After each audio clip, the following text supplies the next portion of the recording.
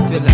Da hasken ya zo sai su tara su ishe ka da cizo ga rigima. Su raba ka da kowa dan fitina, su saka ka manta karkatina. Allah ka raba mu da 'yan wahala, kwarin fitila, kwarin fitila, kwarin fitila, 'yan wahala. Allah ka raba mu da 'yan wahala, kwarin fitila. In baka da dama ba magana sai su maka kallon ko in kula. Idan sa'ayar kan me nasara ba su da komai sai rigima. 'Yan jari hujja 'yan wahala ba su da kirki sai gadala.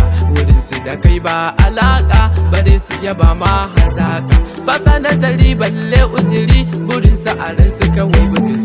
Da inda ka gansa ana shagali a saka su status an kai kyalli. Su sama habibi ko hubbi ko su saka maka mai rigima. Kwarin fitila, kwarin fitila, 'yan wahala.